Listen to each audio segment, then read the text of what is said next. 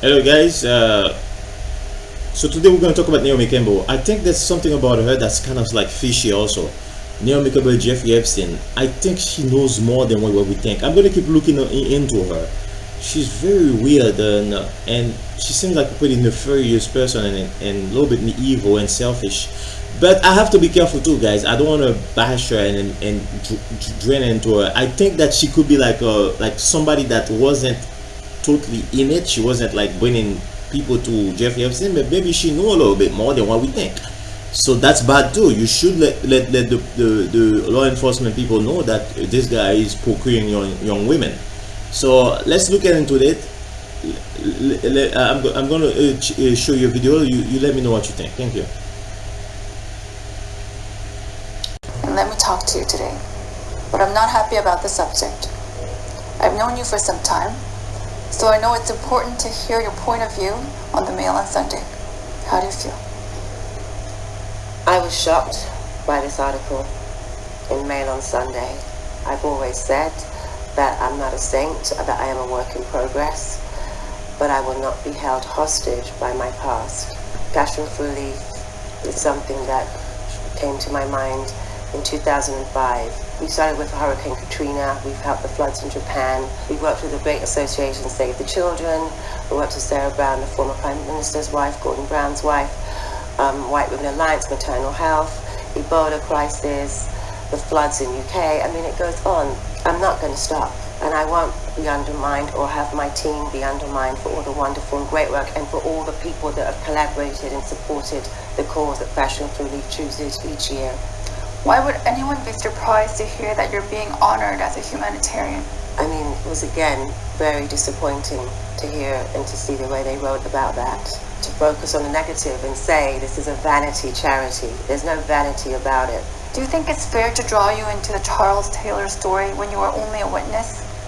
After all, the picture they used clearly shows someone cropped from it. Presume that was President Mandela?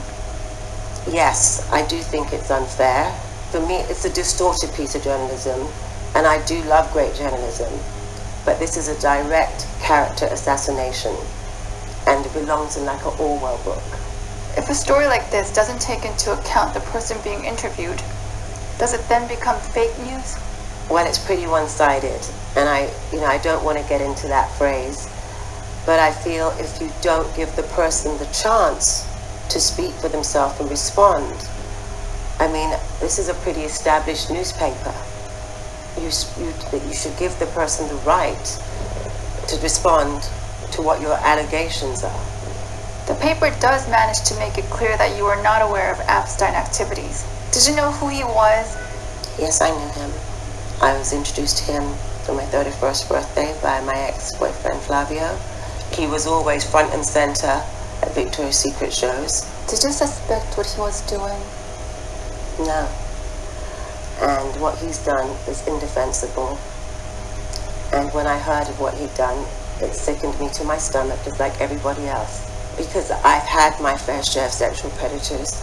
And thank God that I had good people around me that protected me from this. I mean, right now I stand with the victims. They're scarred for life. For life. How many people do you think you have rubbed shoulders with, as the Mail on Sunday put it? I've rubbed shoulders with hundreds of thousands of people. I mean, I find it extraordinary that of all the hundreds of thousands of people that I've stood next to take a picture at a public event, they've only chosen these few. It's going to be very difficult to be photographed at public events because you're going to think if you do take a picture, it's going to be taken out of context and used in a negative way. So it's going to be sad for everybody. Has this article made you think differently about the state of journalism today? And did you think this one-sided way of reporting could then be considered sinister? Yes, I do. I mean, as I've said, I've met some great journalists and writers and done some great interviews over the years. If anyone who saw me do Newsnight with Emily, I mean, they were tough questions, and I don't mind being asked tough and strong questions. What Emily did was stand-up journalism. That's an example for me as a stand-up journalist. Straightforward, tough questions, and I was happy to answer them. I cannot put this in the same boat and say this is journalism, especially as I was not given a chance to respond. It's not what I would have expected. What would your conclusion be about this article? Let's call it for what it is. This is a character assassination. And we can all read between the lines and know why they keep coming at me. But I will not lay down and let that happen. The frightening conclusion here is that if the negative action of your neighbor, colleague, or even an associate can somehow make you guilty too, simply by association, then we indeed live in very worrying times. Okay, so this is from Naomi, right? And I don't know if you guys see that. She basically answering the question about the association she had with Jeffrey Epstein or Ghislaine Maxwell is guilty by association. She just knew him. She didn't know nothing about else. But she said that she also said that she knew about that kind of world, the world of trafficking.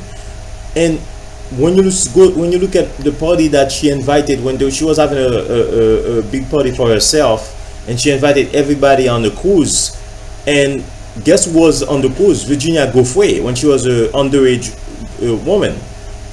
And she did not question that Virginia Giuffre, who she's with, she allowed it. She wasn't suspicious that Virginia Giuffre could have been like one of the Jeffrey Epstein's sex trafficking kid. I'm not saying that it's obvious, but I'm saying, like, because she was exposed to that world of being sex trafficking, but she said that she knows about that world very well, and it makes sense. The modeling world is full of that. And we still don't know why Ghislaine Maxwell was a friend of Naomi Campbell. We saw the picture. We still don't know. Was Ghislaine Maxwell approaching Naomi Campbell or trying to get to young women? Yeah, I think there's a possibility of that. With Naomi Campbell knowing what she was doing, or without Naomi Campbell knowing? It could be two-way, right? For example, you can be a friend of Naomi Campbell. Let's say you're a friend of Naomi Campbell. What's going to happen? She's going to bring with her all her modeling friends, which is a perfect... It's just a perfect place for Jeffrey Epstein to recruit new young models. And so, you don't know, but they were friends, guys. They were friends. Jeffrey Epstein, Ghislaine Maxwell was friend of Naomi Campbell. And Naomi Campbell, the way she treated people, I don't like it. She threw phones at people. She yells at people. She walks out of interviews. She's very arrogant.